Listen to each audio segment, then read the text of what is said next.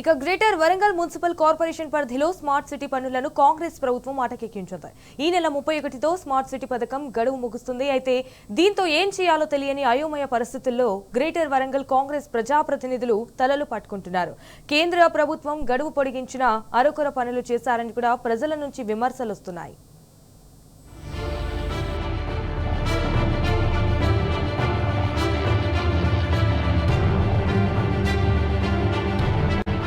Greater వరంగల్లో జరుగుతున్న smart city పనులు అసంపూర్తిగా మిగలనున్నాయి.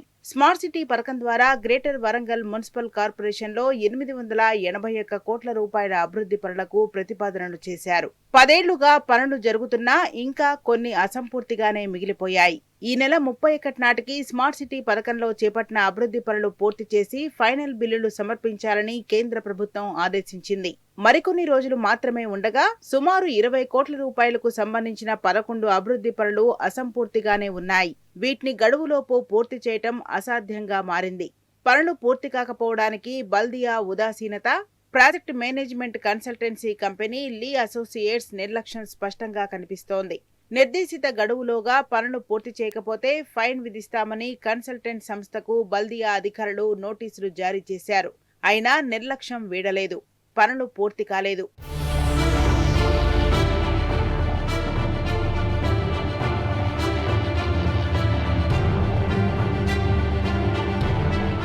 స్మార్ట్ సిటీ బోర్డులో ఆమోదించిన 300 కోట్ల అభివృద్ధి పనులను తొలగించారు. ఉర్సురంగ సముద్రం సుందరీకరణ, రోడ్డు 1లో ఫుట్పాత్, సెంట్రల్ లైటింగ్లను పక్కన పెట్టారు. గ్రేటర్లో నిర్మించాల్సిన స్మార్ట్ రోడ్ ప్రతిపాదనలను తీసివేశారు. స్మార్ట్ సిటీ పథకంలో గ్రేటర్ కార్పొరేషన్ పరిధిలో 661 కోట్ల రూపాయలతో 94 అభివృద్ధి పనులు చేపట్టారు. అయితే అందులో 20 కోట్ల రూపాయలకు సంబంధించిన 11 పనులు పెండింగ్లో ఉన్నాయి.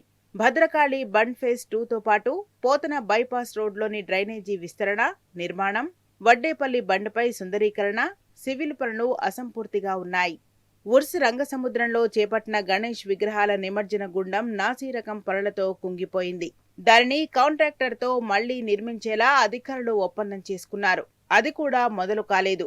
పద్మాక్షి రోడ్డు నిర్మాణంతో పాటు అండర్ రైల్వే గేట్ ప్రాంతంలోని గవిచెర్ల క్రాస్ రోడ్ నుంచి కరీమాబాద్ మీదుగా సాకరాసి కుంట వరకు నిర్మించిన రోడ్డు పనులు అసంపూర్తిగా ఉన్నాయి. హన్మకొండ వాస్తవాన్ని ఏదైతే చారిత్రక నేపథ్యం ఉన్నటువంటి వరంగల్ మహానగరానికి గౌరవ తెలంగాణ రాష్ట్ర తొలి ముఖ్యమంత్రి కేసీఆర్ గారి నాయకత్వంలో అప్పటి మున్సిపల్ అడ్మినిస్ట్రేషన్ అర్బన్ డెవలప్మెంట్ శాఖ మంత్రివర్యులైనటువంటి కల్వకుంట్ల తారక రామారావు గారి కృషితోనే 2016 సంవత్సరంలో ఈ గ్రేటర్ వరంగల్ మహానగరానికి కేంద్ర ప్రభుత్వం స్మార్ట్ సిటీ బోర్డుగా సెలెక్ట్ చేసి నిధులు కూడా వాళ్ళు ఆ రోజు కేటాయించడం జరిగింది.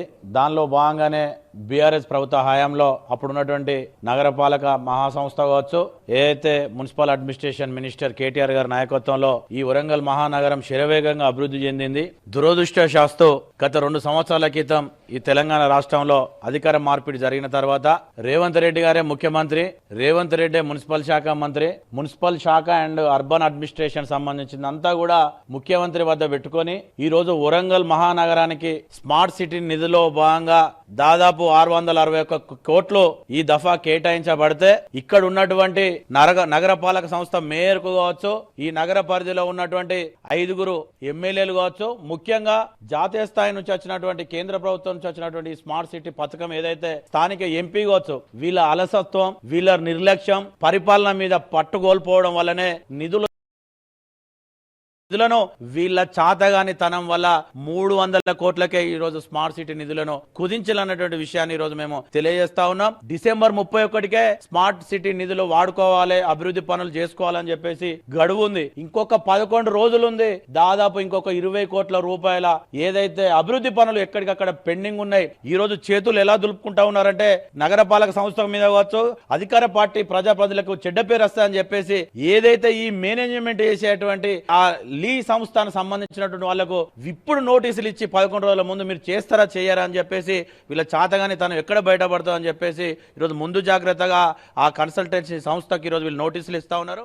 వరంగల్ అభివృద్ధి అని చెప్పని కాంగ్రెస్ పార్టీ కాంగ్రెస్ ప్రభుత్వం చేస్తున్న టూత్ పాలిష్ వర్క్ చేసేది లేదు, చెప్పేది ఎక్కువ. గతంలో 10 ఏళ్లలో అమృత్ స్మార్ట్ కింద స్మార్ట్ పథకాల కింద ఆ రోజు కేంద్ర ప్రభుత్వం ఇచ్చిన అభివృద్ధి కోసం ఇచ్చిన డబ్బులు అయితే ఏదైతే ఉన్నదో దాన్ని కాంగ్రెస్ ప్రభుత్వం తీసుకొచ్చిన పనిని అప్పుడు తీసుకున్న దాని మీద ఈ రోజు కాంగ్రెస్ ప్రభుత్వం చేసే టూత్ పాలిష్ వర్క్ ఏంటంటే వాళ్ళ కమిషన్లు వచ్చే విధంగా, కమిషన్లు కావాలనే విధంగా, ఈ చేస్తే చేద్దాం లేకపోతే లేదు అనే విధంగా వచ్చిన డబ్బులను అంటే దాన్ని ఉపయోగించకుండా వృధా చేస్తున్నారు. ఎందుకనంటే ఇప్పుడు చేయాలి, ఈ డిసెంబర్ 31 లోపు పనిని మొత్తం పూర్తి చేయాలనే విధంగా చెయ్యాలంటే ఏదో టూత్ పాలిష్ వర్క్ గా చేసి చేయనట్టుగా ఈ యొక్క పనిని చేస్తున్నారు. ఏందనంటే మేము కాంగ్రెస్ ప్రభుత్వంలో 2 ఏళ్ళు అవుతున్నది అధికారంలోకి వచ్చి వీళ్ళు చేసేది ఏం లేదు, కాకపోతే ఇప్పుడు చేస్తానం అని చెప్పని చూపించుకునేందుకే చేస్తానం అన్న దాని మీద చేస్తాను. ఎందుకంటే రేపు పొద్దున మేము ప్రశ్నిస్తాం కాబట్టి, మేము అడుగుతాం కాబట్టి, దాన్ని మేము సమానం చెప్పాలన్న దాని మీద మేము అడుగుదాం అన్న ఉద్దేశంతోనే ఈ రోజు ఈ యొక్క పనులు చేస్తున్నారు. వీళ్ళు 2 ఏళ్ళు అవుతున్న అధికారంలోకి వచ్చి ఈ రోజు మా పద్మాక్షి రోడ్డు ఆ లైన్ లో ఉన్నది